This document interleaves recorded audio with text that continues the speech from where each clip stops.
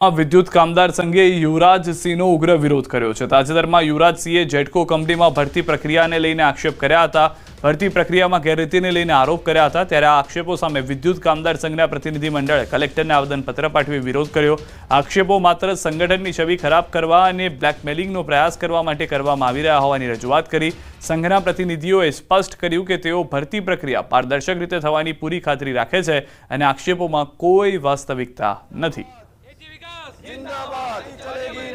5-5 લાખ રૂપિયાની આમાં ગૌબાચારી થઈ છે એવા એમના દ્વારા પાયા વિહોણા તથ્ય પુરાવા વગરના કોઈપણ જાતના પુરાવા વગર એમના દ્વારા આક્ષેપ કરવામાં આવેલા છે।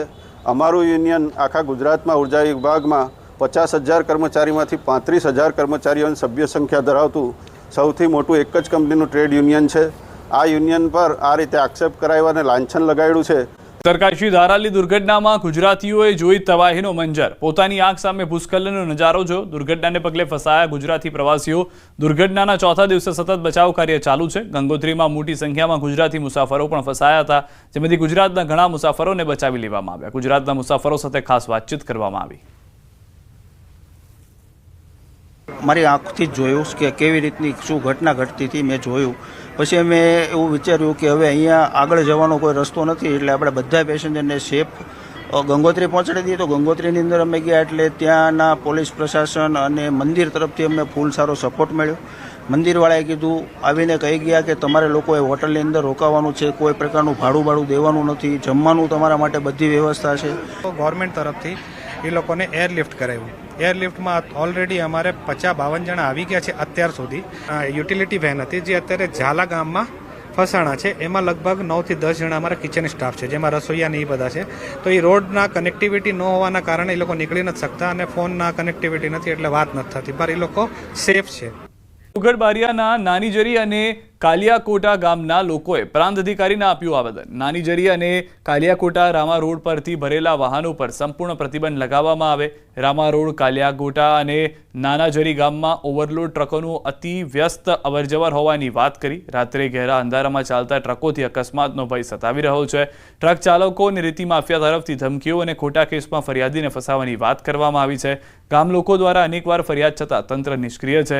દાહોદ ખાણ ખનીજ વિભાગના અધિકારીઓની કામગીરી સામે ઉઠ્યા છે સવાલ। શું દાહોદ ખાણ ખનીજ વિભાગ આંખ આડા કાન કરી રહ્યું છે? જોડવા ગામમાં આવેલ ગાર્ડન મિલના 100થી વધુ વર્કરો હડતાલ પર ઉતર્યા। મિલની અંદર જ વર્કરો પગાર મુદ્દે હડતાલ કરી। વર્કરનો આક્ષેપ છે કે સમય મર્યાદા કરતાં વધુ કામ કરાવવામાં આવે છે અને પગારમાં ધાંધિયાથી વર્કરો પરેશાન છે। મિલના ગેટ પર બેસીને વર્કરોએ હાય હાયના નારા લગાવ્યા। વર્કરોની આ હડતાલને પગલે પલસાણા પોલીસ ઘટના સ્થળે પહોંચી મિલ પર નજર રાખી રહી છે। અમેરિકાએ ભારત પર લગાવેલા ટેરિફની અસરથી સોનાના ભાવમાં સતત વધારો થઈ રહ્યો છે। રાજકોટના જેમ્સ એન્ડ જ્વેલરી એસોસિએશનના પ્રમુખ હજુ પણ સોનાના ભાવ વધવાની શક્યતા વ્યક્ત કરી છે। તેમના મતે ટેરિફ વોર તેમજ અમેરિકાની ફેડ બેંક દ્વારા વ્યાજદર ઘટાડવાની શક્યતાને લઈને સોનાના ભાવમાં વધારો થઈ રહ્યો છે। હાલ માર્કેટમાં 24 કેરેટ 10 ગ્રામ સોનાનો ભાવ 1,04,000 ચાલી રહ્યો છે, ત્યારે તહેવારોમાં લોકોને સોનું ખરીદવું મોંઘું પડી શકે છે।